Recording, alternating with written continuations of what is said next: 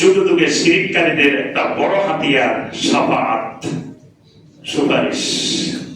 সুপারিশের বিভ্রান্তিতে একেবারে যুগে যুগে নূহ আলাইহিস সালামের যুগ থেকে আজ পর্যন্ত যত শিরিককারী ছিল সবার কমন একটা জিনিস শাফাআত।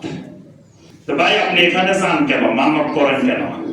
আমি একদিন এই ইয়াতে গেলাম, যে চাঁদপুর শাহরাস্তি। তো ওই এলাকার মানুষগুলো নিজে খাইতে পারে না, অভাব অনটন আছে, তাও সে মান্যত করে রাখছে গরু একটা কালিয়াপুরীর দরবারে দিবেই, যেভাবে হোক অভাব অনটন যাই থাক, কিন্তু গরু একটা কালিয়াপুরীর দরবারে দেওয়া লাগবেই। তার বিশ্বাস কালিয়াপুরী কিন্তু জান্নাতে যাবে, আমার ছাড়া কিন্তু যাবে না। কালিয়াপুরীর সাথে গরু দিলে, ছাগল দিলে, তাল্লুক রাখলে, মুড়ি ধরে, বায়াত হইলে সুপারিশটা তো করবেই। কারণ হলো কেউ হয়তো কিয়ামতের ময়দানে বাস ভাড়া করে রাখবে, কোন বিশ্বাসের বাস থাকবে, কারো ট্রেন থাকবে, কারো লঞ্চ থাকবে, কারো জাহাজ থাকবে, এক একজনের এক একটা থাকবে। এখন আমি কোন জায়গায় টিকিট নিলাম না, তাহলে আমি কোন বাসে উঠবো কিয়ামতের ময়দানে?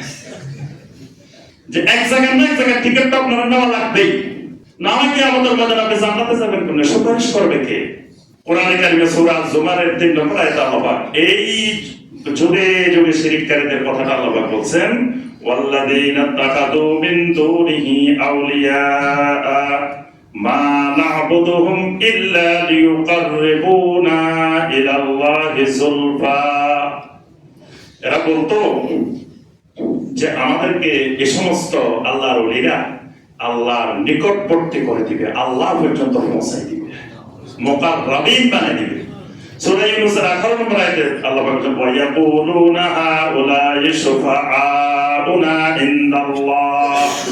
এরা তো আল্লাহ রাব্বুল আলামিনের কাছে আমাদের জন্য সুপারিশ করবে, শাফাআত করবে।